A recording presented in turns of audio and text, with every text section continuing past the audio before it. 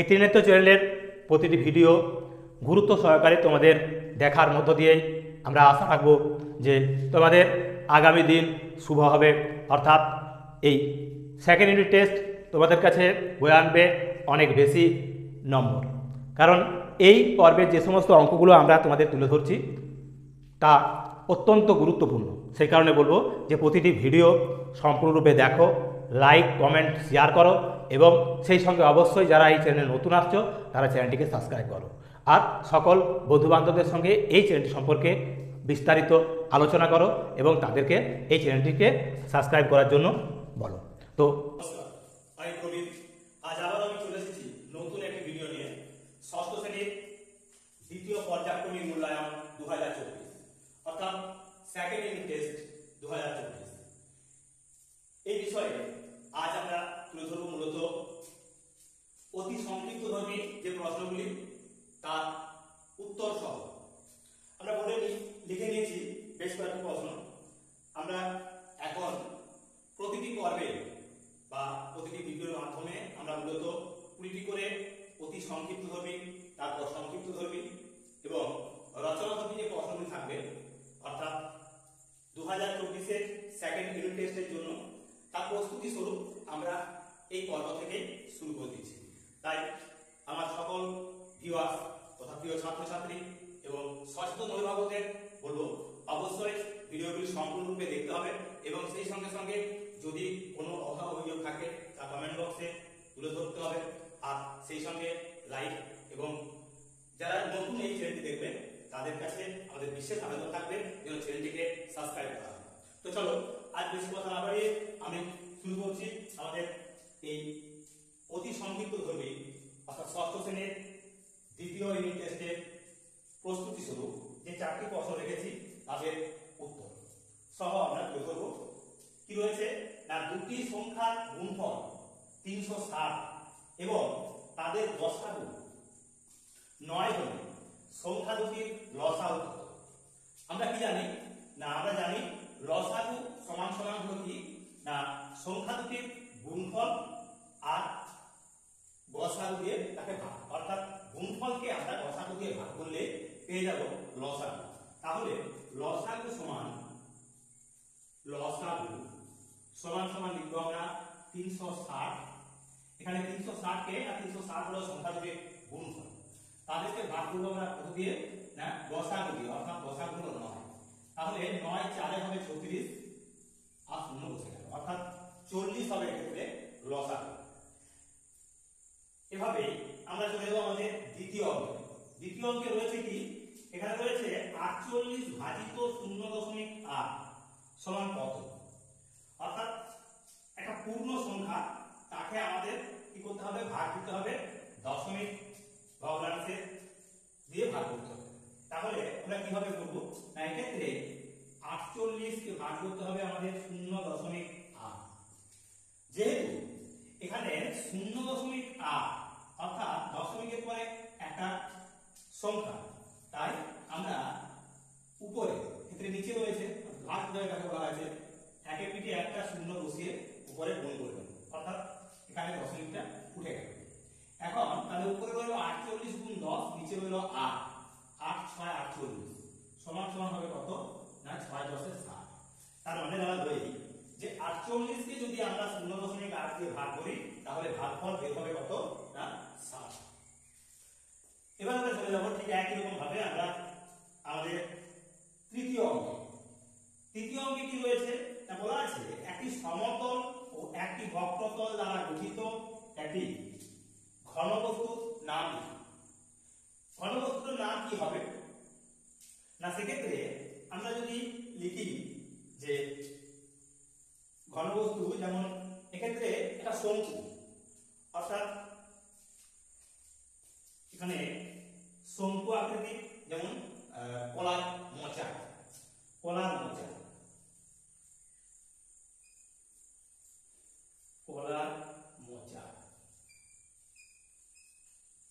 এক্ষেত্রে ছবিটা হবে এরূপ।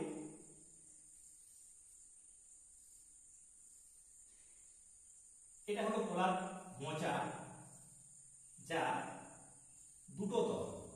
এখানে এই তলটা হবে বক্রতল আর এই তলটা হবে সমতল। তো এই রূপে আমরা একটি সমতল ও একটি বক্রতল দ্বারা গঠিত ঘনবস্তুর নাম হিসাবে লিখতে পারি কলার মোচা বা একটা কুলপি, বরফ আইসক্রিমের কণা যাকে বলে সেই কুলপি। 4 নম্বর প্রশ্নে রয়েছে যে সংখ্যার মান তার বিপরীত রাশির মানের সমান সেটি লিখুন।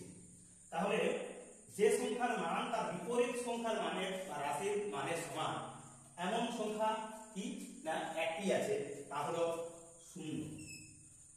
0 এর বিপরীত যে রাশি সেটা হবে 0। সেক্ষেত্রে এর কোনো পরিবর্তন লক্ষ্য করা যাবে না, অর্থাৎ 0ই হবে এক এবং একমাত্র সংখ্যা যে সংখ্যার মান তার বিপরীত রাশির মানের সমান। তো এইরকমই আরো গুরুত্বপূর্ণ যে সমস্ত অতি সংক্ষিপ্ত প্রশ্নগুলি রয়েছে আমরা এই পর্বে তার মধ্যে 20টি প্রশ্ন আজ আমরা তুলে ধরবো। তো সেই কারণে বলবো সমস্ত ভিডিওটা দেখবেন আর সেই সঙ্গে ভিডিওগুলি লাইক, কমেন্ট এবং শেয়ার করতে ভুলো না। আর তার সঙ্গে অবশ্যই এই চ্যানেলটি সম্পর্কে তোমাদের বন্ধু বান্ধবদের সঙ্গে আলাপ আলোচনা করবে, যাতে করে এই চ্যানেলটি যাতে করে আরো অন্যান্য বন্ধু বান্ধবরা সহজেই পেয়ে যায়, তার জন্য তাদেরকে বলবে যেন সাবস্ক্রাইব করে। এই বলে আমি চলে যাবো আমাদের পরবর্তী অঙ্কে। তো চলো এবার আমরা চলে যাবো আমাদের 5 দাগের অঙ্কে। আমাদের 5, 6, 7, 8 এবং 9 দাগের অঙ্কে এগুলি আমরা সমাধান করবো। কি রয়েছে না -67 এর সঙ্গে কত যোগ করলে +67 হবে। এখানে আছে -67 এর সঙ্গে কত যোগ করলে সমান সমান আমরা পাবো এখানে কত যোগ, যার ফলে আমরা পাবো কত না +67। এই +67 পেতে হবে। তাহলে এক্ষেত্রে +67 হতে হলে আমরা কি করবো না এক্ষেত্রে এই -67 তার সঙ্গে কি আছে কত যোগ করলে সমান সমান হবে আমাদের +67। এক্ষেত্রে যদি আমরা একে শুধু x ধরে নিই তাহলে কি হতো না, তাহলে x সমান সমান পেতে আমরা এখানে -67 ওখানে গিয়ে কি হতো, আমরা যখন সাইড চেঞ্জ করবো তখন সাইড চেঞ্জ হবে, অর্থাৎ এই 67 ওখানে গিয়ে +67 হয়ে যেত। তাহলে 67 সঙ্গে 67 যদি যোগ দিই তাহলে করে পাবো 7 14 6 12 বারে 13, অর্থাৎ 134 +134 যোগ দিতে হবে। অর্থাৎ -67 এর সঙ্গে কত যোগ করলে +67 হবে না 134 যোগ করলে। এবার রয়েছে 1/5 অংশকে শতাংশে প্রকাশ করলে কত হবে। শতাংশ যদি আমরা একে শতাংশে প্রকাশ করি তাহলে কি হবে, মানে এক্ষেত্রে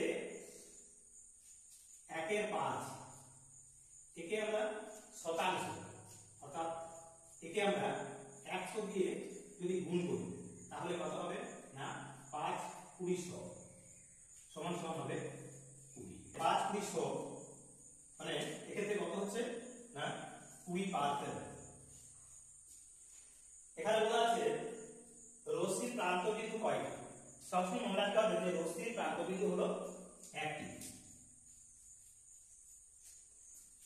এখন আছে একতল বিশিষ্ট ঘনবস্তুর নাম কি। একতল বিশিষ্ট ঘনবস্তুর নাম কি, মানে একটি তল তখন হলো গোলক। গোলক একটি নিরেট অর্ধগোলকের তল সংখ্যা লিখুন। একটা নিরেট অর্ধগোলক অর্থাৎ আমরা যদি এরূপে এই নিরেট অর্ধগোলকটাকে চিত্রিত করি তাহলে কি দেখা যাবে, এটা একটা নিরেট অর্থাৎ একটা বাটি এরকম যদি হয় তাহলে তার এই অর্ধগোলকটির কি দেখা যাবে না দুটো তল, এটা হবে তার সমতল আর এটা হবে তার বক্রতল, অর্থাৎ দুটো তল নিরেট অর্ধগোলক। তাহলে এই 5টি অঙ্কেরও আমরা সমাধান করে দিলাম। ঠিক একই রকম ভাবে আমরা এই পর্বে মূলত 20টি অতি সংক্ষিপ্তধর্মী এবং অত্যন্ত গুরুত্বপূর্ণ, যা এই দ্বিতীয় পর্যায়ক্রমিক মূল্যায়নের জন্য জরুরি। তাই সম্পূর্ণ ভিডিওটা দেখো, তাহলে তোমাদের কাছে এগুলি জলের মতো পরিষ্কার হয়ে যাবে এবং আগামী দিনে যে পরীক্ষা, সেই পরীক্ষাতে অবশ্যই তোমরা কমন পাবে। তো চলো এবার আমরা চলে যাবো আমাদের 10-এর দাগের অঙ্কে। তো চলো এবার আমরা চলে এসেছি আমাদের 10-এর দাগের অঙ্কে। 10-এর দাগের অঙ্কে কি রয়েছে না 240 এর 35% সমান কত? তাহলে আমরা করব কি না 240 এর 35% অর্থাৎ এর গুণ 35% মানে 35 এর 100। এখন কাটাকুটি করলে 0 0 কেটে দিলাম, 5 7 কে 35, 5 দিয়ে 10, 2 12 24 অর্থাৎ 7 12 84। তাহলে কি হলো না 240 এর 35% সমান কত না 84। ঠিক একই রকম ভাবে এই অতি সংক্ষিপ্তধর্মী প্রশ্নের আমরা এবার চলে যাব আমাদের 11 দাগের অঙ্কে। কি রয়েছে না 1 কিলোগ্রাম সমান কত গ্রাম?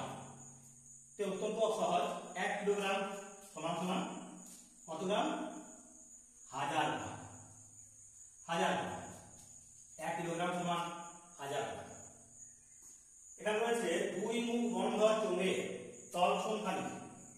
2 মুখ বন্ধ এটা চোঙ, অর্থাৎ এরূপ হবে ছবিটা।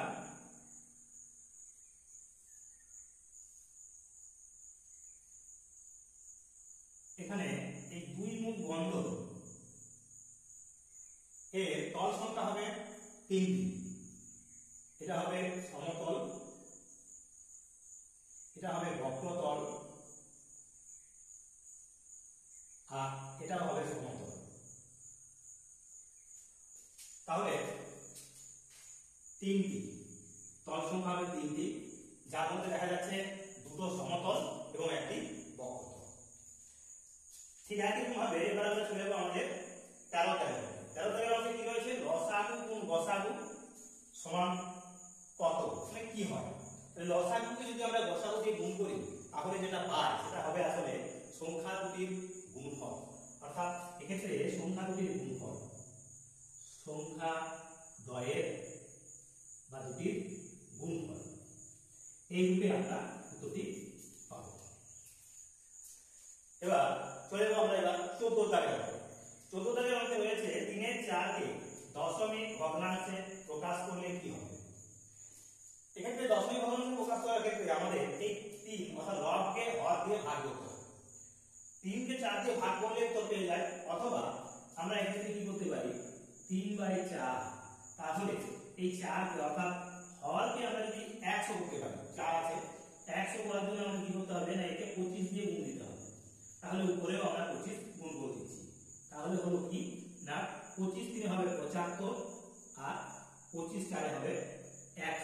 তাহলে দশমিক বসাতে এবার আমাদের সুবিধা হয়ে যাবে, যেহেতু দুটো শূন্য আছে তাই দুই ঘর ঘরে দশমিক বসবে, অর্থাৎ দশমিক বসে এখানে 0.75। তো এইরকম ভাবে আমরা অতি সহজে যে সমস্ত আমাদের অতি সংক্ষিপ্তধর্মী প্রশ্ন বারে বারে এই ষষ্ঠ শ্রেণীর সেকেন্ড ইউনিট টেস্টে আসছে, সেই রকমই গুরুত্বপূর্ণ অঙ্ক আমরা এই পর্বে তুলে ধরছি। আমরা এখন 14টা তুলে ধরেছি, বাকি আরো 6টা এই পর্বে তুলে ধরবো। তারপর আগামী পর্বগুলিতে ঠিক একই রকম ভাবে অতি সংক্ষিপ্ত, সংক্ষিপ্ত এবং রচনাধর্মী প্রশ্নেরও উত্তর সহ এইভাবে তুলে ধরা হবে। তো চলো এবার আমরা চলে যাবো আমাদের 15 দাগের অঙ্কে। আমাদের 15 দাগের অঙ্কে 15 দাগের অঙ্কে বলা রয়েছে 0.2 মিটার সমান কত কিমি? আমরা কি জানি না আমরা জানি যে 1000 মিটার সমান সমান 1 কিমি, কিন্তু এখানে দেওয়া আছে 0.2 মিটার সমান কত কিমি। তাহলে কি করব না 1000 মিটার, এই 1000 মিটার সমান 1 কিমি হয়, কিন্তু এখানে দেওয়া হয়েছে কত না 0. তাহলে 1 মিটার সমান কত কিমি না 1 মিটার সমান সমান আমরা লিখতে পারি আসলে 1 1000, আর এই 0.2 মিটার সমান কি হবে সমান 1 গুণ 0.2 বাই 100। এই দশমিক তোলার জন্য উপরে দশমিক তোলার জন্য নিচে আমরা আরো 10 গুণ করতে পারি, তাহলে কত হবে না, অর্থাৎ কত হবে না দশমিক আছে সমান সমান হবে কতগুলি, যেহেতু এখানে 3 এর 4টি শূন্য আছে তাই 4টির পরে দশমিক বিন্দুকে আমরা 4 ঘর আরো সরিয়ে দেব, তাহলে সরিয়ে দিলে কি দাঁড়াচ্ছে না এক্ষেত্রে উত্তরটা হবে 0.0002, অর্থাৎ 0.0002, তিনটে দশমিকের পরে তিনটে শূন্য বসবে, তারপর 2 বসবে। এইভাবে আমরা সমাধান করতে পারি। আর সহজেই যদি আমরা করতে দিতাম তাহলে বলতাম, যেহেতু আমরা জানি যে 1000 মিটার সমান 1 কিমি, তাই এক্ষেত্রে আমরা 3 ঘর আরো বাড়িয়ে সরে যাব, যেহেতু মিটার থেকে আমাদের কিমিতে যেতে হবে। তাহলে উত্তরটা আমরা সরাসরি লিখতে এভাবে লিখতে পারি যে 0.0002 কিমি, এটা হবে ঠিক একই ভাবে। এবার আমরা চলে যাব আমাদের 16 দাগের অঙ্কে। রয়েছে কি 0.405, 4 এবং 5 এর মাথায় রয়েছে পৌনঃপুনি, একে সামান্য ভগ্নাংশে প্রকাশ করতে বলা আছে। এখানে মনে রাখতে হবে যে 4 এবং 5 এর মাথায় পৌনঃপুনি থাকার অর্থ এখানে শূন্যের মাথায় তো পৌনঃপুনি আছে, তার মানে এখানে 405 বাই, কারণ তিনটে সংখ্যার মাথায় পৌনঃপুনি মানে তিনটে 9। এখন এই সমগ্র সংখ্যাটাকে 9 দিয়ে কাটলে হয় 9 4 36 থাকে 4 45, 9 5 45, আবার 9 দিয়ে কাটলে একে হয় কি না 111। এখন এদের আমরা 3 দিয়ে কাটছি, ঠিক 15 হবে 45, 3 দিয়ে কাটলে 3 3 কে 9, 10 11 3 7 21 সমান হবে 15/37। 15/37 হবে এক্ষেত্রে আমাদের 16 দাগের অঙ্কের সমাধান। এখন 17 দাগের অঙ্ক চলে যাবে। কি রয়েছে 5.46 এর থেকে কত বিয়োগ করলে বিয়োগ হবে বলেছে কত না 2.23। তাহলে এটা আমরা করতে পারি এইভাবে 5.46 এর থেকে বিয়োগ করব 2.23। যদি বিয়োগ দিই তাহলে পাবো কত 3 কয় দাও 6, 3 দাও 6, 2 কয় দাও 4, 2 দাও 4, 2 কয় দাও 5, 3 দাও 5। তার মানে এই 5.46 থেকে যদি আমরা 3.23 বিয়োগ করতাম তাহলে পেয়ে যেতাম 2.23। তাহলে উত্তরটা হবে কত না 3.23। এবার আমরা চলে যাব আমাদের 18 থেকে। বলা আছে এখানে তরল পদার্থ পরিমাপ করতে কোন একক ব্যবহার করা। তরল পদার্থ যদি আমরা পরিমাপ করি তা মূলত মাপা হয় লিটার একক, লিটার একক দিয়ে আমরা পরিমাপ করে থাকি। তো এইগুলো আমাদের 18টি অঙ্ক। এবার আমরা এই পর্বে আরো বাকি যে দুটি অঙ্ক রয়েছে সেই দুটি অঙ্ক এবার আমরা তুলে ধরবো এবং আমাদের এই পর্বের পরিসমাপ্তি করাবো। তো চলো এবার আমরা চলে যাবো 19 এবং 20 দাগে। দেখো এবার আমরা চলে এসেছি আমাদের এই পর্বের একদম পরিসমাপ্তির পথে। এই পর্বে যে আমরা 20টি অতি সংক্ষিপ্তভাবে প্রশ্ন এবং তার উত্তর তা তোমাদের তুলে ধরতে চলেছি। বাকি ছিল দুটি, এই দুটিও আমরা তুলে দিচ্ছি। কি রয়েছে এখানে, এখানে বলা রয়েছে 19 দাগের অঙ্কে 5 এর পর পর 5টি গুণিতকের নাম কি। এখানে গুণিতকের নাম পরপর যদি 5টা গুণিতক করতে যায় তাহলে হবে 0, 5, 10, 15, 20, 1 2 3 4 5। এই প্রশ্নটা যদি এমন হয় যে 5 এর পর পর 5টি গুণিতকের গসাগু কত, তাহলে উত্তরটা হলো কত না এই গুণিতকের গসাগু বললে আমরা লিখতাম কত 5 লিখতাম। এবার আমরা চলে আসছি 20 দাগে। 20 দাগে রয়েছে 0.02 গুণ 0.2, এদের গুণ করে চলছে। আমরা সরাসরি এই সংখ্যাগুলোকে গুণ করব, তাহলে কত হবে 4। এবার দশমিকের পরে এখানে আছে একটা সংখ্যা, এখানে আছে দুটো সংখ্যা, তাহলে গুণ হবে 3টে, অর্থাৎ একটা, দুটো, 3টে। তার মানে উত্তর হবে 0.004, অর্থাৎ 0.02 এবং 0.2 কে গুণ করলে পাবো আমরা 0.004।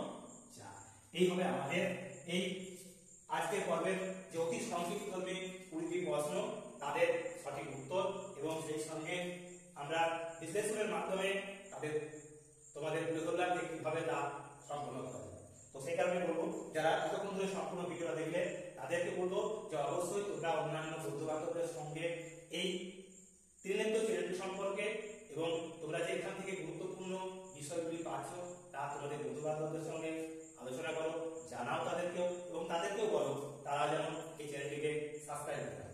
তো আজ আর বিশেষ কিছু না বলে আগামী পর্বের প্রতিটি ভিডিও এইভাবেই তোমরা দেখতে থাকো, তাহলে তোমাদের আমাদের এই ত্রিনেত্র চ্যানেলের প্রতিটি ভিডিও গুরুত্ব সহকারে তোমাদের দেখার মধ্য দিয়েই আমরা আশা রাখব যে তোমাদের আগামী দিন শুভ হবে। অর্থাৎ এই সেকেন্ড ইউনিট টেস্ট তোমাদের কাছে বয়ে আনবে অনেক বেশি নম্বর, কারণ এই পর্বের যে সমস্ত অঙ্কগুলো আমরা তোমাদের তুলে ধরছি তা অত্যন্ত গুরুত্বপূর্ণ। সেই কারণে বলবো যে প্রতিটি ভিডিও সম্পূর্ণরূপে দেখো, লাইক কমেন্ট শেয়ার করো এবং সেই সঙ্গে অবশ্যই যারা এই চ্যানেলে নতুন আসছো তারা চ্যানেলটিকে সাবস্ক্রাইব করো। আর সকল বন্ধুবান্ধবদের সঙ্গে এই চ্যানেলটি সম্পর্কে বিস্তারিত আলোচনা করো এবং তাদেরকে এই চ্যানেলটিকে সাবস্ক্রাইব করার জন্য বলো। তো এই বলেই আজকের মতো এই ভিডিওটা শেষ করছি। নমস্কার।